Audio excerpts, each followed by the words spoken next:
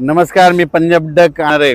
तर सर्वप्रथम सर्व राज्यातल्या सर्व शेतकऱ्याला सांगू इच्छितो की 13 मेला अंदमान बेटावर मान्सून दस्तक देणार आहे. म्हणून ही सर्वप्रथम महाराष्ट्रातल्या शेतकऱ्यांसाठी आनंदाची बातमी.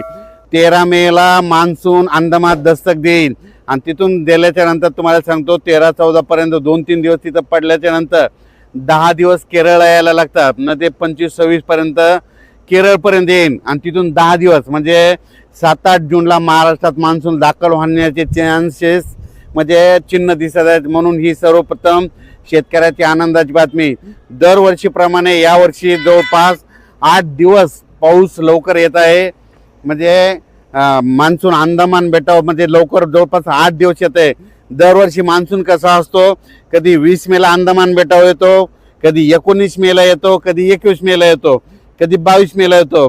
पण यावर्षी जसं गेल्या वर्षी 12-13 मेला आलता तसंच यावर्षी देखील 13 मेला मात्र अंदमान बेटावर मान्सून दस्तक देणार आहे. म्हणून ही सर्वप्रथम महाराष्ट्रासाठी, देशासाठी, आंध्र प्रदेश, तामिळनाडू, कर्नाटक, केरळ, महाराष्ट्र या राज्यासाठी आनंदाची बातमी. म्हणून शेतकऱ्यांनी आता तुम्हाला सांगतो 36-37 दिवस पाऊस राहिला आहे. तुम्ही शेतीचे कामे करून घ्या, कारण की राज्यात मान्सूनसाठी म्हणजे अंदमान बेटावर बंगालच्या खाडीमध्ये चांगलं पोषक वातावरण तयार होत आहे. नसता तुम्हाला एक सांगू इच्छितो 20 मे पर्यंत ते वातावरण तयार होत नसतं. पण यावर्षी जवळपास न काय होणार आहे, 10 मे पासूनच तिथं हालचाली चालू होणार आहे आणि 13 मेला मात्र अंदमान बेटावर मान्सून दस्तक देईल, मान्सून दाखल होणार.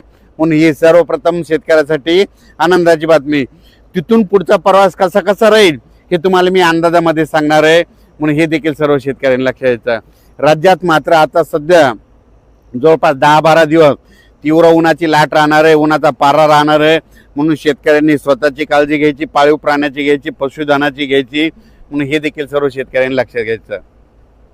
आणि त्याच्यानंतर एक महाराष्ट्रातल्या शेतकऱ्याला बरेच फोन आले, ऊस उत्पादक शेतकऱ्याचे फोन आले की अवकाळी एखादा मेमध्ये येणार आहे का. तर तुम्हाला सांगू इच्छितो मेमध्ये देखील काय होणार आहे, एक अवकाळी येणार आहे, पण ते काही भागातच पडणार आहे.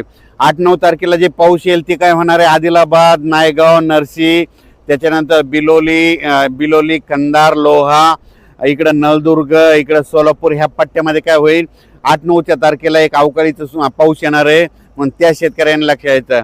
त्याच्यानंतर तुम्हाला सांगू इच्छितो 12-13 दरम्यान देखील एक अवकाळी येणार आहे, पण ते काही भागातच पडणार आहे, सर्वदूर पडणार नाही. म्हणून हे देखील लक्षात येतं. पण राज्यात सगळ्यात महत्त्वाची म्हणजे आनंदाची बातमी, अभ्यास केल्याच्या अंती 13 मेला मात्र अंदमान बेटावर मान्सून दस्तक देणार आहे, दाखल होणार आहे.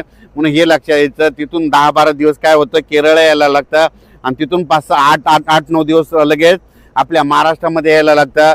म्हणजे 7-8 जूनला महाराष्ट्रात पाऊस येण्याचे चिन्ह दिसत आहेत. म्हणून हे देखील लक्षात यायचं. आणखीन त्याच्यामध्ये बदल कसे होणार आहेत हे तुम्हाला दररोज 2-2 दिवसाला अपडेट दिला जाईल. म्हणून हे देखील सर्व शेतकऱ्यांना लक्षात यायचं. आणि या ठिकाणी पर्याग स्टोन क्रेशर हे इथं रेणाखेडीला या ठिकाणी आमची मशीन आहे. या ठिकाणी आलेलो आहे, मुद्दाम या साईडवर आलेलो, या ठिकाणून मुद्दाम होऊन आल्याच्या नंतर महाराष्ट्रातल्या शेतकऱ्याला एक अंदाज दिला आहे.